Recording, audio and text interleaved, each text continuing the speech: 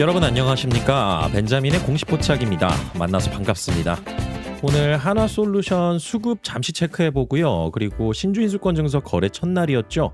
어떻게 접근해 보면 좋을지 이 부분에 대해서 좀 말씀을 드려보도록 하겠습니다.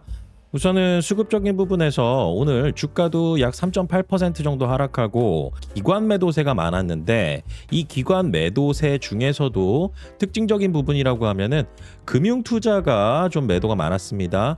이런 금융투자가 매도가 많이 나온다라고 했을 때는 첫 번째로 한번 체크해 봐야 되는 게 하나솔루션을 담고 있는 ETF 상품 중에 거래 대금이 좀 많은 그런 ETF, 그리고 편입 비중이 높은 ETF, 이런 ETF의 수급을 좀 봐야 돼요. 왜냐하면 그 ETF에서 매도가 많이 나왔다라고 하면은 이 ETF가 담고 있는 종목들을 금융투자, 다시 말해서 증권사가 매도를 하는 경우들이 있거든요. 그리고 바스켓 매매를 합니다. 그래서 프로그램으로 매수 매도를 하는 경우들도 많고요. 그래서 오늘 같은 경우 주가 하락의 주요 주체는 금융투자였는데 이 금융투자는 ETF 상품을 봐야 되고 제가 조금 이따 보여드릴 겁니다. 그리고 저 벤자민 같은 경우는 개인적으로 이 투신 자금을 좀 중요하게 보고 있습니다. 그리고 연기금 같은 경우도요. 왜냐하면은 이 투신은 이 운용사 자금이라고 보셔도 됩니다.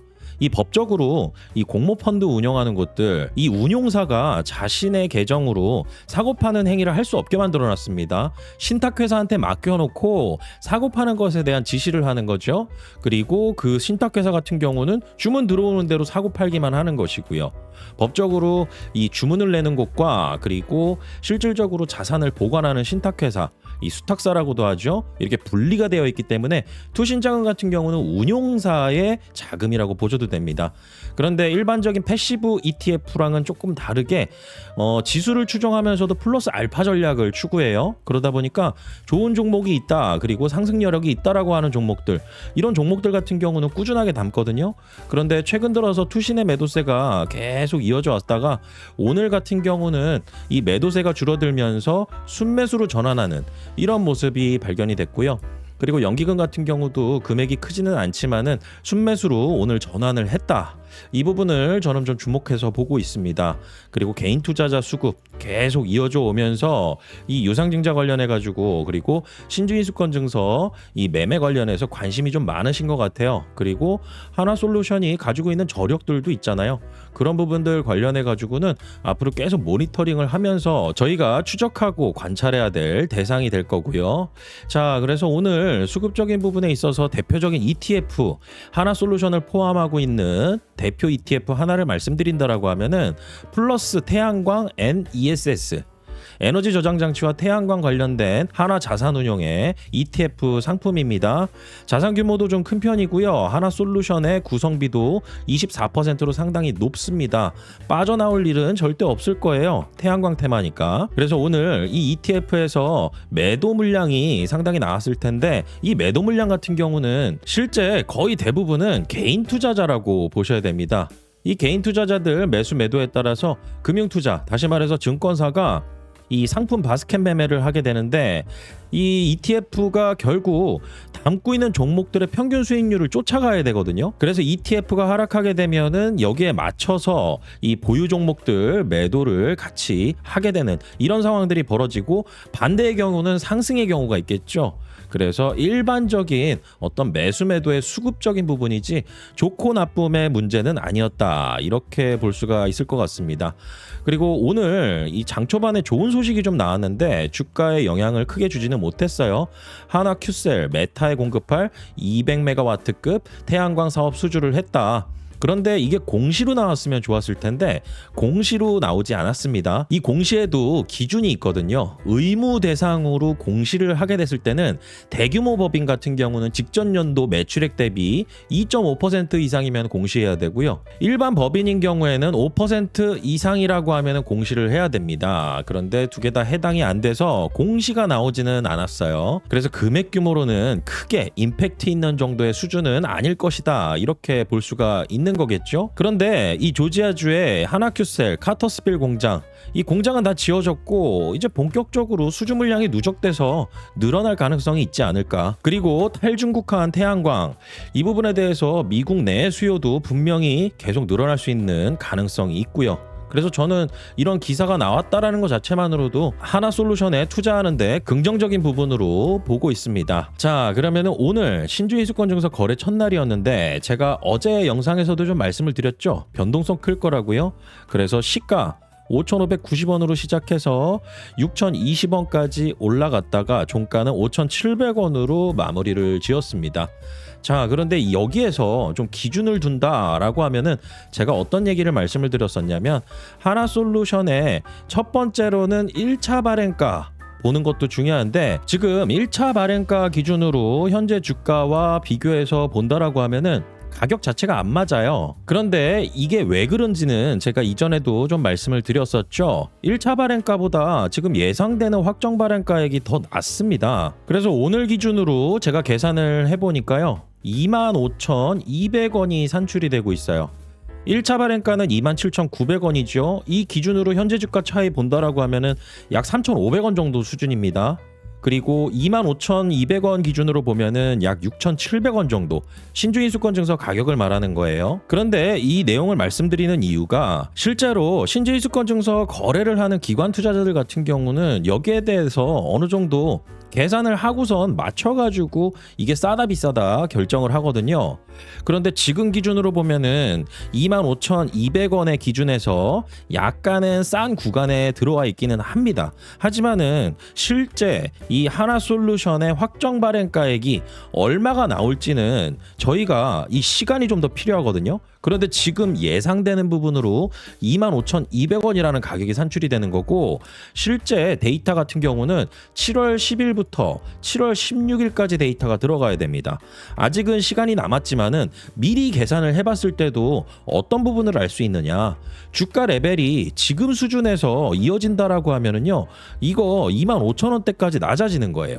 그러면은 최종 조달 금액이 얼마까지 내려가냐면은 조달하게 될 예정 금액이 1조 3,356억 규모, 최초 예정했던 것보다 상당히 낮아져 있는 상태, 그리고 1차 발행가로 계산했을 때보다도 더 추가적으로 낮아져 있는 상태입니다. 회사가 이거 가만히 바라보고 앉아 있을 거라고 저는 생각하지 않아요. 왜냐하면은 오늘의 이 기사 내용 같은 경우도 전략적으로 지금 시점에 발표했을 가능성이 있다. 그런데 시장에서는 그렇게 크게 반응을 하지 않았지만 이게 한 가지 재료로만 남겨뒀을까? 왜냐하면은 회사 입장에서 유상증자를 하는 대신에 가져오는 게 뭐죠?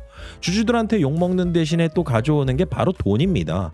이 돈을 발행하는 주식수 대비해가지고 기왕이면은 많이 조달을 해야 이 하나솔루션도 어느 정도 버퍼를 만들 텐데 이 버퍼를 만드는 수준까지도 아닙니다. 지금 규모는요. 그래서 지금 가지고 있는 자산들을 대부분 유동화시키고 매각하고 이러면서 미국 에너지부에서 이 보증을 받았던 이런 대출 관련해 가지고 하나솔루션이 지금 그 기준 맞추기 위해서 노력 중이에요. 그러다 보니까 확정 발행가액이 그 무엇보다도 중요하겠죠. 그래서 지금 27,900원이 1차 발행가액인데 25,200원 수준까지 지금 수준에서 내려와 있다. 그런데 아직은 시간이 남아있지만은 주가 레벨을 어느 정도 올려놔야 2차 발행가액이 높아지고 그 다음에 이 2차 발행가액이 높아져서 확정 발행가액도 변화될 수 있는 그 임계주가, 그 임계주가가 46,500원입니다. 46,500원이 넘어가는 순간부터 확정 발행가액이 27,900원이 아니라 이보다 조금씩 더 높아질 수 있어요. 이때 주가가 얼마냐에 따라 다른 거죠. 그래서 지금 하나솔루션 같은 경우는 계속 이 부분을 계산을 해보면서 전략적으로 회사의 홍보 이 부분을 계속 펼칠 것이다. 저는 그렇게 보고 있습니다. 지금 레벨에서 이 최종 조달 금액이 결정된다라고 하면은 이 공시가 나오거든요. 확정 발행가액. 이 공시 나오고 난 다음에 언론 보도에서 노이즈가 만들어질 가능성도 있습니다. 이 부분도 대응해야 될 필요성이 있겠죠. 그리고 더 중요한 부분은 이제 앞으로 8월 11일 청약까지 끝나고 8월 11일 날 신주가 상장될 예정입니다. 8월 11일 날 신주가 상장이 되는데 시장의 주가와 만약에 차이가 많이 나게 된다 라고 했을 때는 이때는 매도 물량, 매도 압력 나오는 거 이 부분도 좀 여러분들께서 감안을 하셔야 됩니다. 그래서 지금 주가 레벨과 예상되는 확정 발행가액이 얼마냐, 그리고 이 예상되는 확정 발행가액에 따라서 지금 신주인수권 증서도 거래가 되고 있는 중이다. 그리고 신주인수권 증서 같은 경우는 7월 10일까지만 거래가 되고 7월 13일 날 상장 폐지가 돼요. 상장 폐지가 되면은 돌이킬 수가 없습니다. 청약을 하지 않으면은 그냥 돈 버리는 행동이다 보니까 신주인수권 같은 경우는 거래 기간에 내가 청약 참여를 안 할 거다라고 하면은 매도를 해서 일부 현금화 시키는 게 조금이라도 더 이익이 되겠죠. 그래서 저는 이와 관련해 가지고 제가 운영하는 채널 벤자민의 공식 포착 네이버 프리미엄 컨텐츠 이 채널의 구독자분들하고 하나솔루션 투자하면서 제가 투자 아이디어 그리고 장중 브리핑 그리고 예상되는 확정 발행가액에 따라서 전략적인 부분을 구독자분들에게 알려드리고 있습니다. 여러분들께서 네이버에 벤자민의 공식 포착이라고 검색을 하시게 되면은 제가 운영하는 채널이 딱 나옵니다. 이거 하나밖에 없어요. 네이버 프리미엄 컨텐츠 꼭 확인하셔야 되고요. 네이버에서 운영하는 플랫폼입니다. 그래서 여기 입장하시게 되면은 공지사항 꼭 한번 읽어보시고요. 저 벤자민의 소개, 증권사 자문사 경력을 거쳐서 지금은 독립적으로 어느 곳에서 소속되어 있지 않고 오직 구독자분들에게 투자 아이디어 전달해드리고 실질적으로 이 채널 같은 경우는 투자 수익 추구가 목적입니다. 투자는 하고 있는데 본업이 따로 있으신 분들은 장중에 단타 매매 저는 절대 추천드리지 않습니다. 전략적인 부분을 미리미리 말씀드리면서 하나솔루션 같은 경우도 청약 참여 여부, 신주인수권 증서 매도 여부 이런 부분들에 대해서 미리 다 계획을 짜놓고 말씀을 드려놨습니다. 그리고 신규로 추천하는 종목들도 여러분들께서 구독을 하시게 되면은 확인하실 수가 있고요. 그리고 제가 여기에 글을 올리게 되잖아요. 그러면은 여러분들께서 스마트폰으로 알림을 받아보실 수가 있습니다. 구독하는 방법은 굉장히 간단합니다. 네이버로 로그인 하셔서요. 구독을 해주시면 되는데 결제창이 뜰 겁니다. 제가 운영하는 이 채널 무료 컨텐츠를 올려드리는 게 아니라 월에 5만 원의 구독료가 발생하는 유료 컨텐츠를 올려드립니다. 유료 컨텐츠이니만큼 제가 양질의 정보들, 제가 리서치하는 내용들 이런 부분들을 구독자분들에게 장중에 실시간으로 알려드리면서 적극적인 대응 방안에 대해서 말씀을 드린다라는 얘기죠. 그리고 여러분들께서는 결제하실 때 신뢰도 있는 플랫폼이죠. 네이버 중개 플랫폼으로 결제를 하시는 겁니다. 저는 여기에 컨텐츠를 올려드리는 거예요. 그래서 월에 구독료가 발생하니 이 부분 참고하시고요. 앞으로 저 벤자민과 함께 정보 공유 잘 하셔서요. 좋은 투자 수익 기회 잘 만들어 가시길 바라겠습니다. 오늘 내용은 여기까지고요. 저는 다음 시간에 또 찾아뵙도록 하겠습니다. 구독과 좋아요는 큰 힘이 됩니다. 벤자민이었습니다.